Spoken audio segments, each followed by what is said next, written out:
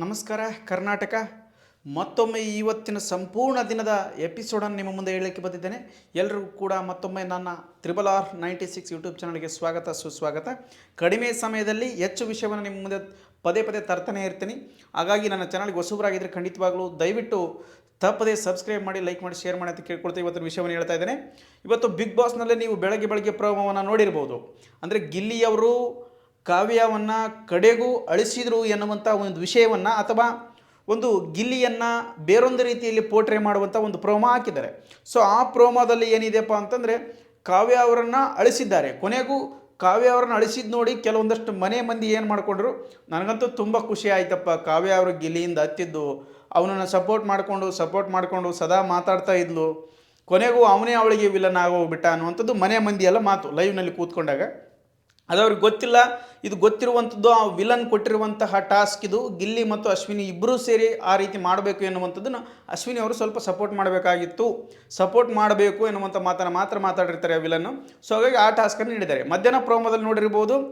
ಈಗ ರಘು ಅವರಿಗೆ ಸೇಡು ತೀರಿಸಿಕೊಂಡಂಥ ಗಿಲ್ಲಿ ಅವರು ಯಾವುದೋ ಒಂದು ಆಲೂಗಡ್ಡೆ ಚಿಪ್ಸು ಅಥವಾ ಆಲೂಗಡ್ಡೆ ಏನೋ ಒಂದು ತಿನ್ನುವಂಥ ಸಂದರ್ಭದಲ್ಲಿ ಕೊಟ್ಟಿರಲಿಲ್ಲ. ಅದನ್ನು ಇವಾಗ ಗಿಲ್ಲಿ ಸಮಯ ಸಾಧಕ, ಸಮಯ ಪಾಯಿಂಟ್ ಟು ಪಾಯಿಂಟ್ ಅಂದರೆ ಹೇಳ್ಬೇಕಂದ್ರೆ ಗಿಲ್ಲಿ ಬಲ ಎಲ್ಲ ವಿಷಯದಲ್ಲೂ ಎಲ್ಲವನ್ನು ಸ್ಪಾಟಲ್ಲೇ ಯಾವ ಟೈಮಿಗೆ, ಯಾವ ಸಮಯಕ್ಕೆ, ಯಾವ ಡೈಲಾಗು, ಯಾವ ರೀತಿ ಹೊಡಿಬೇಕೆನ್ನುವಂಥದ್ದನ್ನು ಕಂಪಲ್ಸರಿ ಕಲ್ತ್ಕೊಂಡಿರ್ತಾನೆ.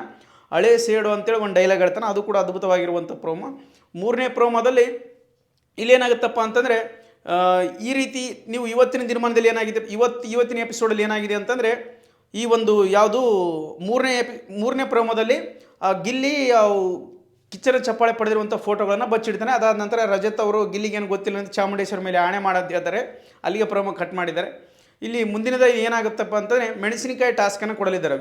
ವಿಲನ್ ಮೆಣಸಿನಕಾಯಿ ಟಾಸ್ಕಲ್ಲಿ ರಜತ್ ಅವರಿಗೆ ದ ವಿಲನ್ ಎನ್ನುವಂತಹ ಒಂದು ಬಿರುದು ಸಿಕ್ಕಿದೆ. ಮೆಣಸಿನಕಾಯಿ ಯಾರಿಗೆ ಜಾಸ್ತಿ ಬೀಳುತ್ತೋ ಅವರು ನಿಜವಾಗ್ಲೂ ಈ ಮಲೆನಿ ವಿಲನ್ ಎನ್ನುವಂತಹ ಒಂದು ಸಂದೇಶ ಕೊಡೋದಕ್ಕೋಸ್ಕರ ಆ ಒಂದು ಟಾಸ್ಕನ್ನು ಕೊಟ್ಟಿರ್ತಾರೆ.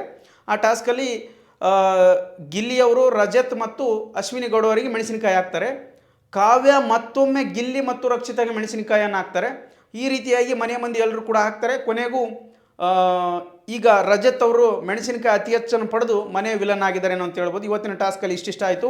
ಇವತ್ತಿನ ಪ್ರೋಮೋದಲ್ಲಿ ಇದನ್ನೆಲ್ಲ ಕೂಡ ನೀವು ನೋಡ್ಬೋದು.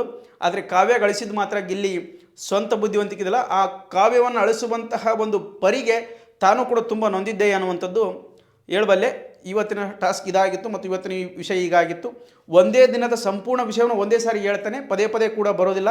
ಸೊ ಹಾಗಾಗಿ ನನ್ನ ಚಾನಲ್ ಸಬ್ಸ್ಕ್ರೈಬ್ ಮಾಡಿ ಅಂತ ಹೇಳ್ಕೊಳ್ತಾ ಧನ್ಯವಾದಗಳು.